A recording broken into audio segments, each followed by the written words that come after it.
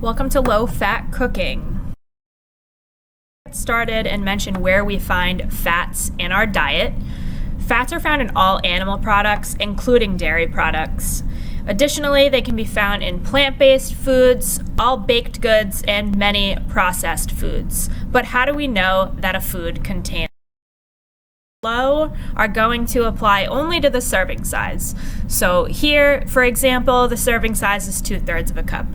If you double that serving size, you're going to double everything below. From the serving size, we may look at the calories. For this specific lecture, I'm going to draw your attention to fat content. When you take a look at your percent daily value, they're all going to be based on a 2,000 calorie per day diet.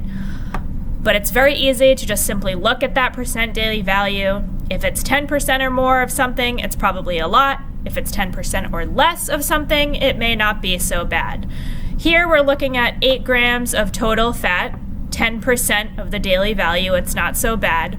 Then we draw our attention to both the saturated and trans fats. We're looking at other nutrients as well. If you're diabetic, you might be concerned with total carbohydrates. It is worth mentioning that all of the new food labels are going to include added sugar content. As cardiac patients, particularly if you have heart failure, it's very important to take a look at the sodium content. Just because something is low in fat, it's probably not also low in sodium. Here we're looking at 7% of the daily value of sodium. Not so bad. And then we also take a look at the protein content of our foods, as that is another macronutrient or main nutrient of our foods.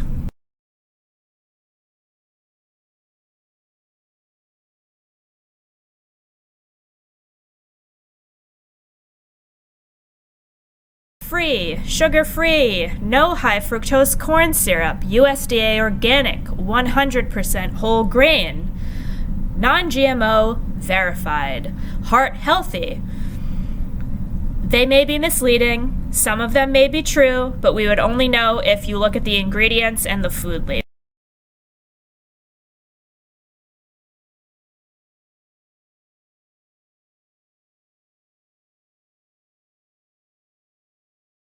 So when we take a lean cuisine meal, for example, and take a look at that food label, one serving is the package. At 320 calories, you're looking at 6% of the daily value of fat at 4 grams.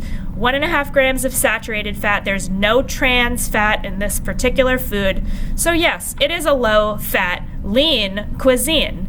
But take a look at the sodium content. 24% or 570 milligrams. If you're a heart failure patient, we recommend 1,200 milligrams of sodium per day. That's half of what we recommend that you consume daily. So again, just because something is low fat, it doesn't always necessarily mean heart healthy and low sodium. Label, particularly this food label, as it does include the change with the added sugars. The whole package is 420 calories. We're looking at 15% or 12 grams of total fat, a little high, 4 grams of saturated fat, you see 20%. These are the types of fats that we really want to try to limit because we're trying to watch cholesterol. Look at the sodium content, 1,340 milligrams of sodium, 58%, more than the recommendation for our heart failure patients of 1,200 milligrams. Again, always look at your food label because a lot of these labels are misleading unless you're comparing your labels side by side.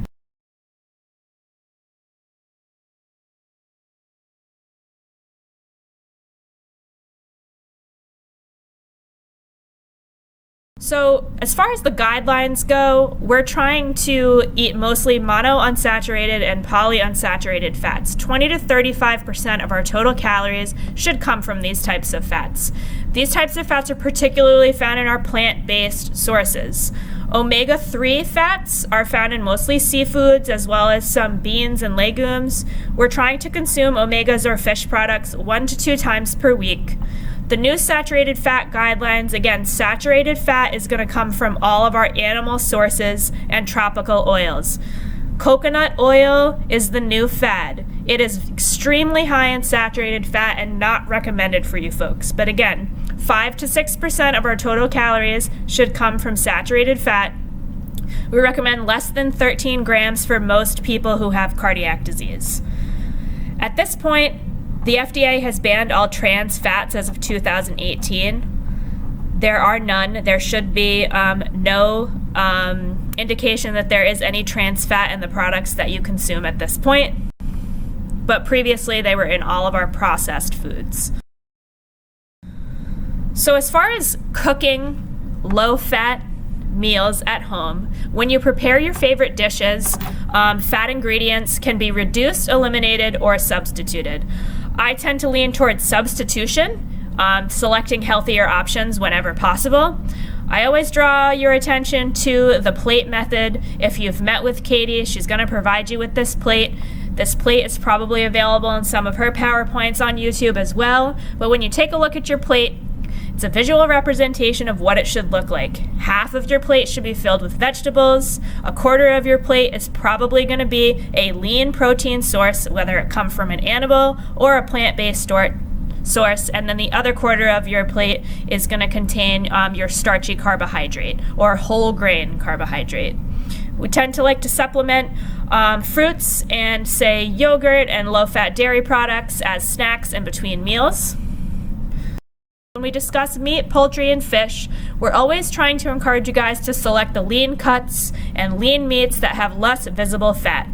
If you are selecting meats that do have some fat that you can trim or remove the skin on, you're certainly going to lower the fat content. We always want to limit processed meats like sausage, bacon, and hot dogs because of the extremely high sodium content. So I have a couple examples here, again, going back to our food label. We're comparing an 80% lean to a 90% lean ground beef. Always remember that you must adhere to the portion size as indicated on the label, otherwise all of the other values are not going to be accurate if you double or triple the serving size.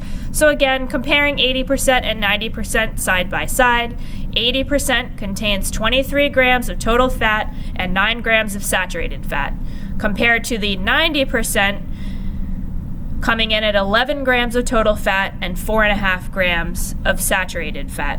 So again, you're almost cutting the fat content in half just by buying the 90-10 ground beef over the 80-20. Going to have a lot more intramuscular fat compared to your filet. So we're always going to choose the filet over the strip steak or T-bone steak.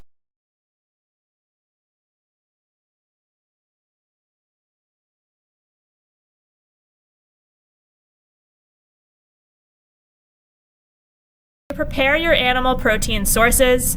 You always want to bake, broil, poach, roast, and grill your protein without adding additional fat, like even olive oil, okay? You could place your meat on a rack so that all of the fat drips away when you're roasting something in the oven. You could always brown your meat in a pan and then drain it really well before you add it to your recipe. We recommend tenderizing the leaner cuts of meat by pounding them. Otherwise, they can be very dry. And I always recommend use of marinades that have lemon, vinegar, juices, garlic, and herbs, particularly jalapenos if you really like spices. This can add a lot of flavor and help to tenderize the meat before you bake it or grill it. Even if you just let it sit in a marinade for a couple hours, it's going to add quite a bit of flavor. But again, some of our veggie burgers, when you look at the food label, yes, you're having a plant-based source, but it can be very high in sodium if it's heavily processed. We can use tofu and lentils as a substitute for half meat and things like meatloaf and shepherd's pie. So again, if you're making a shepherd's pie, you could substitute the ground beef for ground chicken, ground turkey, some of the whole grains that I have listed in the bottom right, like quinoa, all right? When you serve things, you may continue to add additional flavor by using low-fat condiments, cranberry relish, chili sauce, chutneys, and salsas. But again, don't forget about your high-protein whole grains and beans that contain healthy fats as well. Try some of these listed on the bottom right. Job Lot often has the Bob's Red Mill brand, and a lot of these are really just cooked exactly like you would rice, bringing it to a boil, reducing it to a simmer until the food is done according to the instructions.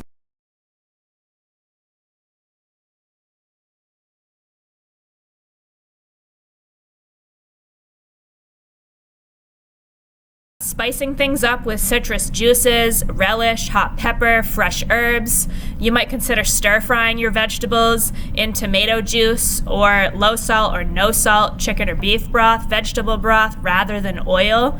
Instead of adding additional fat, you can use some of these methods. It's a good idea to purchase a non-stick pan of good quality so that you need less oil so that your food doesn't stick.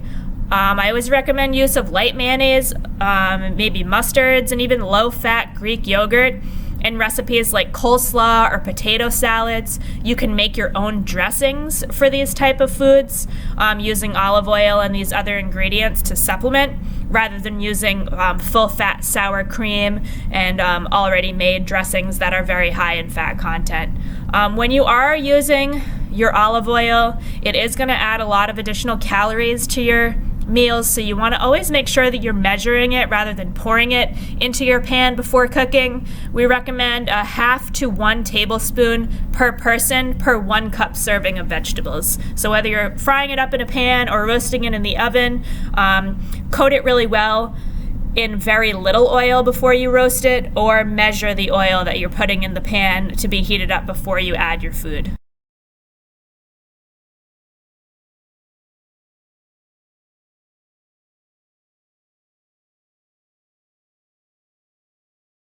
Example I've provided here is a Wendy's taco salad. We're looking at 660 calories, 32 grams of fat, 13 come from saturated, and 1 gram trans fats, which obviously does not exist anymore. This may be slightly outdated, but again, anything that you're adding to your salad is potentially super high in calories and extremely high in fat. You always want to avoid high fat salad toppings like bacon bits and croutons.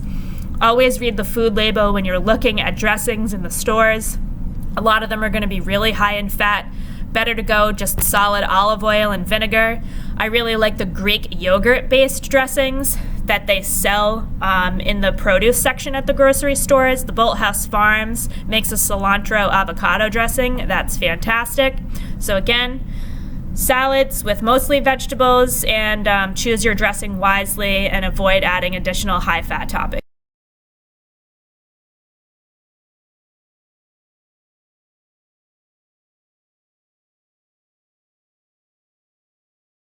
Cheese. You don't necessarily have to eliminate cheese, you just need to compare your labels side by side and select the best cheese. Generally, hard cheeses aren't going to be required in large amounts over mild cheeses like American cheese, right? If you're using feta cheese, Parmesan cheese, blue cheese, things that taste really strong, when you add them to bland dishes, are going to add a lot of flavor without a lot of additional calories or fat. You need very little of these cheeses to flavor your food. Hard cheeses can be grated really easily over mild soft cheeses. We can chill our reduced fat cheeses for easier grating, but again, always look at your food label side by side. If you can do away with cheese, fantastic. But again, if you love cheese, limit the quantity by looking at your serving size and try to select the lower salt, lower fat options when appropriate. Select the best option. We recommend that you invest in a low-fat cookbook. There are some examples below. The American Heart Association is going to have several cookbooks with lots of recipes. I really like this Plenty cookbook below. I've had that at home for quite some time. It's a plant-based, mostly sides cookbook. However, you can add a lean source of protein to all of these meals if you are an animal eater. Otherwise, it is a vegetarian cookbook. But again, get creative. When you do return to our program, you can always utilize our Johnson & Wales student or take a look and flip through the binder that they've put together for us for some examples. But we wish you the best of luck in preparing your low-fat meals at home during this self-quarantine. Thank you for listening, and have a good day.